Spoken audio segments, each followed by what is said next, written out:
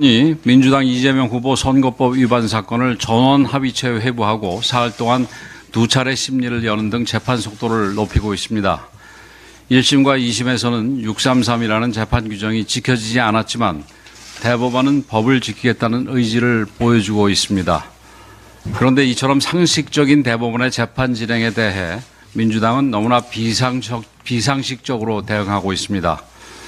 민주당 나팔수 김어준 씨는 본인의 유튜브 방송에서 대법원장이 대선에 직접 관여하려는 시도라며 음모론을 제기했고, 그 방송에 출연한 민주당 국회의원은 맞는 것 같다며 동조했습니다. 정청래 법사위원장은 국민이 용서치 않을 것이라고 대법원을 겁박했고, 민주당 법사위원들은 기자회견까지 열어서 대법원을 압박했습니다. 이것만 봐도 이재명과 민주당이 두려워하는 것이 무엇인지 알 수 있습니다. 법원 판결을 두려워하는 대통령 후보는 누가 봐도 정상이 아닙니다. 그동안 이재명 후보 재판만 유독 완행 열차가 되면서 사법부에 대한 국민의 신뢰가 상당히 많이 무너졌습니다. 이재명 후보는 온갖 꼼수를 동원해서 재판을 지연시켜왔고, 민주당은 죄 없는 검사들을 줄탄핵하며 이를 도왔습니다. 무려 12개 혐의, 5개의 재판이 동시에 진행 중이지만 도를 넘는 재판 지연과 상식을 벗어난 판결로 법의 권위가 추락하고 말았습니다. 이재명 후보는 이미 전과 4범입니다. 무고 및 공무원 자격 사칭, 음주운전, 특수공무집행방해, 선거법 위반까지 어느 것 하나 가벼운 범죄가 없고 이것만으로도 정치 무자격자입니다. 또 지금 진행 중인 재판 가운데는 수조 원에 달하는 대장동 백현동 게이트, 국제적인 문제가 될 수도 있는 불법 대북 송금까지 포함되어 있습니다. 재판이 제대로 진행되어 제때 판결이 나왔다면 이런 인물이 대한민국 대통령 후보가 되는 비극은 발생하지 않았을 것입니다. 법 앞에 평등이야말로 자유민주주의의 기본이며 대원칙입니다. 정치 일정이 사법 판결에 우선할 수 없습니다. 대법원은 법리와 원칙에 따라 조속히 올바른 판결을 내려서 이 땅에 법치가 살아있음을 입증해야만 합니다. 그것이 국민적 혼란을 최소화하는 길이며 잃어버린 사법부의 신뢰를 회복하는 유일한 길입니다. 또한 이재명과 민주당은 사법부에 대한 정치적인 겁박을 즉시 멈춰야 합니다. 사법부를 압박해서 대선만 넘기면 된다고 생각한다면 더 엄중한 국민적 심판에 직면하게 될 것임을 명심하기 바랍니다. 이재명과 민주당이 만들려는 나라가 어떤 나라인지 속속 드러나고 있습니다. 이재명 후보는 검찰을 해체해서 기소청, 공소청, 수사청으로 분리하고 공수처의 권한은 대폭 강화하겠다고 합니다. 자신을 수사하는 검찰은 없애버리고 말 잘 듣는 공수처는 키워서 범죄 수사까지 이재명 입맛대로 하겠다는 것입니다. 또 민주당은 문재인 정권 당시 국정원 대공수사권을 박탈한 데 이어서 이제 국군 방첩사령부까지 무력화하는 공약을 준비 중이라고 합니다. 대한민국을 간첩 천국으로 만들려는 것입니다. 급기야 이재명이 국가 예산까지 직접 주무르는 공약을 추진 중입니다. 기획재정부의 예산 편성권을 뺏어서 대통령실 산하로 보낸다는 것입니다. 국민 혈세를 포퓰리즘의 도구로 삼겠다는 위험천만한 발상입니다. 기획재정부는 국가 재정의 수문장입니다.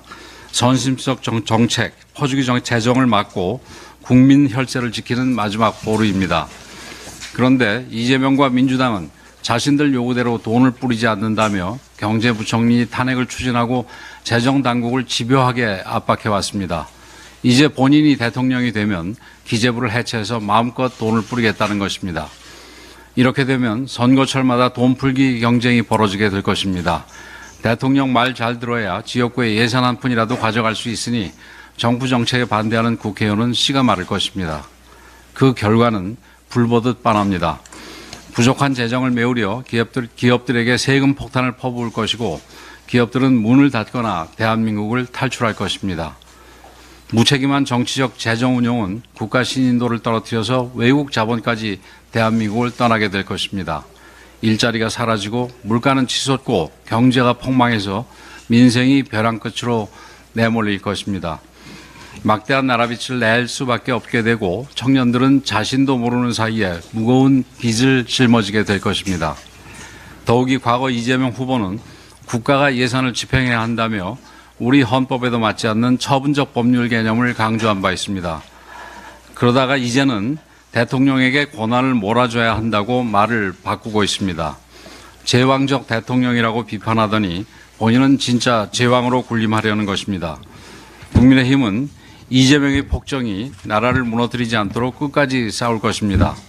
이재명의 무모한 폭정 시도를 국민 여러분께서 막아주십시오. 현재 전국 지자체에서 다양한 대중교통 할인 및 지원 제도들이 시행되고 있는데 시스템이 연계되지 않아 국민들께서 충분한 혜택을 누리지 못하고 있습니다. 정부의 K패스, 서울의 기후 동행카드, 경기의 더 경기패스, 인천 아이패스, 부산 동백패스, 광주 G패스 등 지역별로 서로 다른 지원 시스템이 운영되면서 편리하게 혜택을 누리기 어려운 상황입니다. 특히 경기도에 살면서 서울에 직장에 다니는 경우처럼 광역 단위를 넘어 다녀야 할 때는 많은 불편을 감수해야 합니다. 국민의힘은 흩어진 대중교통 지원 정책을 하나로 통합해서 전국 어디서나 편리하게 혜택을 누리는 K1 패스를 추진하겠습니다. 월 6만 원으로 전국의 버스, 지하철, 마을버스를 자유롭게 이용하도록 하고 1020 세대는 월 5만 원으로 할인해서 제공할 계획입니다.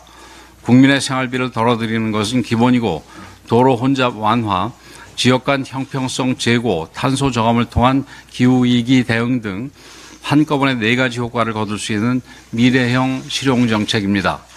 정치의 본질은 국민이 체감하는 변화를 만들어내는 것입니다. 국민의 혈세는 선심성 복지가 아니라 국민의 삶을 바꾸는 데 쓰여야 합니다. 국민의 힘이 책임 있게 실현하겠습니다.